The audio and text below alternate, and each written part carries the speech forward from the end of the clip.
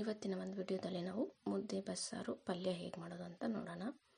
So ಮೊದಲಿಗೆ ನಾನು 2 ಕಪ್ಪಷ್ಟು ಬೇಳೆನ ಇಲ್ಲಿ ತೊಳೆದ್ಬಿಟ್ಟು ಇಟ್ಕೊಂಡಿದ್ದೀನಿ. ಸೊಪ್ಪಿಗೆ ಸೊಪ್ಪು ತೊಗೊಂಡಿದ್ದೀನಿ, 2 ಬೆಳ್ಳುಳ್ಳಿ, 2 ಟೊಮ್ಯಾಟೊ, ಹಾಗೆ ಸ್ವಲ್ಪ 2 ಈರುಳ್ಳಿ ಕೂಡ ತೊಗೊಂಡಿದ್ದೀನಿ. ಕುಕ್ಕರ್ಗೆ ನಾವು ಇಲ್ಲಿ ನೆನೆಸಿರ್ತಕ್ಕಂಥ ಬೇಳೆಯನ್ನು ಟ್ರಾನ್ಸ್ಫರ್ ಮಾಡ್ಕೊಳ್ಳೋಣ. ಪ್ರತಿದಿನ ನಾವು ಸೊಪ್ಪಿನ ಪಲ್ಯ, ಈ ಬೇಳೆ ಕಾಳುಗಳನ್ನು ತಿನ್ನೋದ್ರಿಂದ ನಮಗೆ ಹೆಲ್ತ್ ಚೆನ್ನಾಗಿರುತ್ತೆ, ಮಸಲ್ಸ್ ತುಂಬ ಚೆನ್ನಾಗಿ ಬಿಲ್ಡ್ ಆಗುತ್ತೆ. ಸೊ ಸೊಪ್ಪನ್ನು ನಾನು ಮೊದಲೇ ತೊಳೆದ್ಬಿಟ್ಟು ಕಟ್ ಮಾಡಿ ಇಟ್ಕೊಂಡಿದ್ದೀನಿ. ಅದನ್ನು ಕೂಡ ನಾನಿಲ್ಲಿ ಕುಕ್ಕರ್ಗೆ ಸೇರಿಸ್ಕೊತಾ ಇದ್ದೀನಿ. ಸೊ ಬೇಯಕ್ಕೆ ಎಷ್ಟು ಉಪ್ಪು ಬೇಕು, ಒಂದು ಅರ್ಧ ಸ್ಪೂನಷ್ಟು ಉಪ್ಪನ್ನು ನಾವಿಲ್ಲಿ ಸೇರಿಸ್ಕೊಬೇಕು. ಹಾಗೆ ಇದನ್ನು ಕುಕ್ಕರ್ನ ಹಾಗೆ ಬೇಯಕ್ಕೆ ಇಟ್ಬಿಡ್ತೀನಿ. ಇಲ್ಲಿ ನಾನು ಟೊಮ್ಯಾಟೊ, ಈರುಳ್ಳಿ, ಬೆಳ್ಳುಳ್ಳಿ ಎಲ್ಲನೂ ಹುರ್ಕೊತಾ ಇದ್ದೀನಿ. ಸ್ವಲ್ಪ 1 ಸ್ಪೂನ್ ಜೀರಿಗೆ ಕೂಡ ಹಾಕ್ಕೊಂಡಿದ್ದೀನಿ.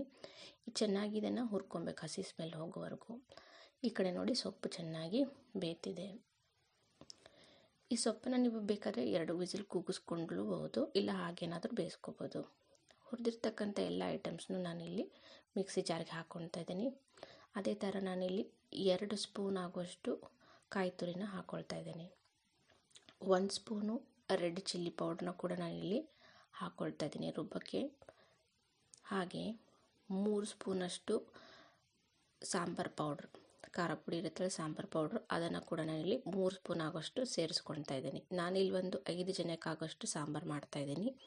ಹಾಗೆ ಬೆಂದಿರ್ತಕ್ಕಂಥ ಬೇಳೆ ಸೊಪ್ಪನ್ನು ಸೇರಿಸಿ ನಾವಿಲ್ಲಿ ಚೆನ್ನಾಗಿ ನುಣ್ಣಗೆ ಅದಾಗಬೇಕು. ಆ ಥರ ಅದನ್ನು ಚೆನ್ನಾಗಿ ನುಣ್ಣಗೆ ಪೇಸ್ಟ್ ಥರ ಆಗಬೇಕು. ಅಷ್ಟು ಫೈನಾಗಿ ನಾವು ರುಬ್ಕೋಬೇಕಾಗತ್ತೆ. ಸೊ ಇವಾಗ ನೋಡೋಣ, ನೋಡಿ ಈ ಥರ ಫೈನಾಗಿ ನಾವು ರುಬ್ಕೋಬೇಕು. ಅದೇ ಥರ ನಾವು ಸಾರಿಗೆ ಒಗ್ಗರಣೆ ಹಾಕ್ಕೊಳ್ಳೋಣ. ಸ್ವಲ್ಪ ಎಣ್ಣೆ ಹಾಕಿ ಜೀರಿಗೆ, ಸಾಸಿವೆನ ಹಾಕ್ಕೊಳ್ತಾ ಇದ್ದೀನಿ. ಬೇಕಾದರೆ ಸ್ವಲ್ಪ ಇಂಗನ್ನು ಕೂಡ ನೀವು ಸೇರಿಸ್ಕೊಬೋದು. ರುಬ್ಬಿರ್ತಕ್ಕಂಥ ಎಲ್ಲ ಐಟಮ್ ಏನಿದೆಯಲ್ಲ ಅದನ್ನು ಕೂಡ ನಾವು ಇಲ್ಲಿ ಒಗ್ಗರಣೆಗೆ ಸೇರಿಸ್ಕೊಬೇಕು. ಅದು ಚೆನ್ನಾಗಿ ಎಣ್ಣೆ ಬಿಟ್ಟ ಮೇಲೆ ನಾವು ನೀರನ್ನ ಸೇರಿಸ್ಕೋಬೇಕು. ಅಂದರೆ ಸೊಪ್ಪನ್ನು ಏನು ಬಸ್ಕೊಂಡು ಇಟ್ಟಿರ್ತೀವಲ್ಲ ಆ ನೀರನ್ನ ಇಲ್ಲಿ ನಾವು ಸಾರಿಗೆ ಸೇರಿಸ್ಬೇಕು. ಇದು ಕುದೀತಿದ್ದಂಗೆ ನೋಡಿ, ಇದೆಲ್ಲ ಸೊಪ್ಪು ಮತ್ತು ಬೇಳೆನ ಬಸ್ದು ಸಪ್ರೇಟಾಗಿ ನೀರನ್ನ ಇಟ್ಟಿದ್ದೆ. ಆ ನೀರನ್ನ ಇಲ್ಲಿ ಸೇರಿಸ್ಕೊಳ್ತಾ ಇದ್ದೀನಿ. ಉಪ್ಪು ಕೂಡ ಸಾರಿಗೆ ಹಾಕ್ಕೊಳ್ತಾ ಇದ್ದೀನಿ. ಮೇಲೆ ಬೇಕಂದರೆ ಸ್ವಲ್ಪ ನೀವು ಕೊತ್ತಂಬರಿ ಸೊಪ್ಪನ್ನ ಕೂಡ ಆ್ಯಡ್ ಮಾಡ್ಕೋಬೋದು. ಸೊ ಸಾರನ್ನ ಚೆನ್ನಾಗಿ ಒಂದು 10 ನಿಮಿಷ ಕುದಿಯೋಕ್ಕೆ ಬಿಟ್ಬಿಡಬೇಕು. ಈ ಥರ ನೋಡಿ ಸಾರು ಚೆನ್ನಾಗಿ ಕುದಿಬೇಕು. ಸೆಂಟ್ರಲ್ಲಿ ಯಾವಾಗಲೂ ಸಾರು ಕುದಿಬೇಕು. ಸೈಡಲ್ಲಿ ಬಬಲ್ಸ್ ಬರೋದಕ್ಕಿಂತ ಸಾರು ಸೆಂಟ್ರಲ್ಲಿ ಕುದ್ರೆ ಅದರ ಟೇಸ್ಟು ತುಂಬ ಚೆನ್ನಾಗಿರುತ್ತೆ. ಸೊ ನಾವು ಸಿಮ್ಮಲ್ಲಿ ಇಟ್ಕೊಂಡ್ಬಿಡೋಣ. ಇನ್ನೂ ಒಂದು 5 ನಿಮಿಷ ಈ ಸಾರು ನನಗೆ ಚೆನ್ನಾಗಿ ಕುದಿಬೇಕು. ಎಷ್ಟು ಕುದಿಯುತ್ತೋ ಅಷ್ಟು ಚೆನ್ನಾಗಿ ಅದರ ಟೇಸ್ಟು ಬರುತ್ತೆ. ನೋಡಿ ಈ ಥರ ಘಮ ಘಮ ಅಂತ ಸ್ಮೆಲ್ ಬರಬೇಕು. ಈ ಥರ ಚೆನ್ನಾಗಿ ಸಾರು ಕುದಿತಾ ಇರಬೇಕು. ನೋಡಿ, ಮಕ್ಕಳು ಪ್ರತಿದಿನವೂ ಯಾವುದೋ ಒಂದು ರೂಪದಲ್ಲಿ ರಾಗಿನ ಕನ್ಸ್ಯೂಮ್ ಮಾಡೋ ಥರ ನೋಡ್ಕೋಬೇಕು. ಇಲ್ಲಿ ನಾನು 3 ಜನಕ್ಕಾಗುವಷ್ಟು ಮುದ್ದೆ ಮಾಡ್ತಾಯಿದ್ದೀನಿ. 1 ಕಪ್ಪಷ್ಟು 1 ಗ್ಲಾಸ್ ನೀರಿಟ್ಟಿದ್ದೀನಿ. 2 ಕಪ್ಪಷ್ಟು ರಾಗಿ ಹಿಟ್ಟನ್ನ ತೊಗೊಂಡಿದ್ದೀನಿ. ಫಸ್ಟಿಗೆ ಸ್ವಲ್ಪ ಉಪ್ಪು ಹಾಕ್ಬಿಟ್ಟು ಸ್ವಲ್ಪ ರಾಗಿ ಹಿಟ್ಟು ಹಾಕ್ಬಿಟ್ಟು ಚೆನ್ನಾಗಿ ನೀರು ಕುದಿಯೋಕ್ಕೆ ಬಿಟ್ಬಿಡಬೇಕು. ಇದು ಕುದೀತಿದ್ದಂಗೆ ನಾವು ಎಲ್ಲ ರಾಗಿ ಹಿಟ್ಟನ್ನು ಆ ನೀರಿಗೆ ಸೇರಿಸ್ಕೊಬೇಕು. ನೀರಿಗೆ ಸೇರಿಸ್ಕೊಂಡು ಅದನ್ನು ಸ್ವಲ್ಪ ಹೊತ್ತು ಕಲಕ್ದಿರ ಹಾಗೆ ಬಿಟ್ಬಿಡಬೇಕು. ಅಂದರೆ ಚೆನ್ನಾಗಿ ಅದು ಈ ಥರ ಕುದಿಬೇಕು ಫುಲ್ಲು. ನೀವು ಆವಾಗಲೇ ಅದನ್ನು ರಾಗಿನ ಹಿಟ್ಟನ್ನು ಹಾಕ್ಬಿಟ್ಟು ತಿರುವಿದ್ರೆ ಆವಾಗ ಅದು ಸರಿ ಹೋಗಲ್ಲ, ಗಂಟು ಥರ ಆಗೋಗುತ್ತೆ. ಸೊ ಗಂಟಿಲ್ದಿರೋ ಥರ ನಾವು ಮುದ್ದೆ ಮಾಡಬೇಕು ಅಂದರೆ ಹಿಟ್ಟನ್ನು ಹಾಗೆ ಹಾಕ್ಬಿಟ್ಟು ಬಿಟ್ಬಿಡಬೇಕು. ಒಂದು ಪ್ಲೇಟ್ನ ಕೂಡ ನೀವು ಮುಚ್ಚಿಡ್ಬೋದು.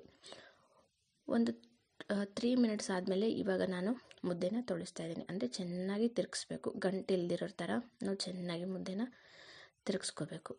ನೋಡಿ ಈ ಥರ. ಒಬ್ಬೊಬ್ಬರು ಗಟ್ಟಿ ಮುದ್ದೆನ ಇಷ್ಟಪಡ್ತಾರೆ, ಒಬ್ಬೊಬ್ಬರಿಗೆ ಸಾಫ್ಟ್ ಆಗಿರಬೇಕು. ನಮ್ಮನೇಲಿ ನಾವು ಸಾಫ್ಟ್ ಆಗಿರೋ ಮುದ್ದೆನೇ ತಿನ್ನೋದು. ಹಾಗಾಗಿ ನಾವು ಸ್ವಲ್ಪ ಸಾಫ್ಟಾಗಿ ಮುದ್ದೆನ ಮಾಡ್ಕೊಳ್ತೀನಿ. ಸೊ ಮುದ್ದೆ ಬೆಂದಿದ್ರೆ, ಹಿಟ್ಟೆಲ್ಲ ಚೆನ್ನಾಗಿ ಬಂದಿದ್ರೆ ಕೈ ಹೀಗೆ ಮುಟ್ಟಿದ್ರೆ ಅದು ಅಂಟಬಾರ್ದು. ಆವಾಗ ನಮಗೆ ಮುದ್ದೆ ಆಗಿದೆ ಅಂತ ಅರ್ಥ. ಸೊ ಇವಾಗ ನಾನಿಲ್ಲಿ ಇದಕ್ಕೆ ಒಂದು ಹಂಚಿಟ್ಕೊಂಡ್ಬಿಟ್ಟು ಅಲ್ಲಿ ಮುದ್ದೆನ ಉಂಡೆ ಥರ ಹೀಗೆ ಕಟ್ಕೊಳ್ಳೋದು. ಸ್ವಲ್ಪ ನೀರು ಇಟ್ಕೊಬೇಕು, ಯಾಕಂದರೆ ಕೈಗೆ ಬಿಸಿ ಆಗುತ್ತಲ್ಲ. ಸೊ ಈ ಥರ ನೀಟಾಗಿ ಈವನ್ನಾಗಿ ಅದನ್ನು ಸ್ಪ್ರೆಡ್ ಮಾಡಬೇಕು. ಸ್ಪ್ರೆಡ್ ಮಾಡಿಬಿಟ್ಟು ಕೈಗೆ ಯಾವುದೇ ಥರ ಅಂಟ್ಕೊಬಾರ್ದು. ಸ್ಪ್ರೆಡ್ ಮಾಡಿಬಿಟ್ಟು ಆಮೇಲೆ ಮುದ್ದೆನ ಕಟ್ಟಬೇಕು. ಹೀಗೆ ನಿಧಾನಕ್ಕೆ ನೀಟಾಗಿ, ಯಾಕಂದರೆ ಕೈ ಬೇರೆ ಸುಡ್ತಾ ಇರುತ್ತೆ. ಸೊ ಅದು ಬಿಸಿ ಇದ್ದಾಗ ಮಾಡಿದ್ರೇ ಈ ಥರ ನಮಗೆ ನೀಟಾಗಿ ಫೈನಾಗಿ ಬರುತ್ತೆ. ಇಲ್ಲಾಂದರೆ ನಾವು ಏನೇ ಶೇಪ್ ಕೊಡೋಕ್ಕೆ ಹೋದರೂ ಆಮೇಲೆ ಆರಿದ್ಮೇಲೆ ಅದನ್ನು ಮಾಡೋಕ್ಕಾಗಲ್ಲ.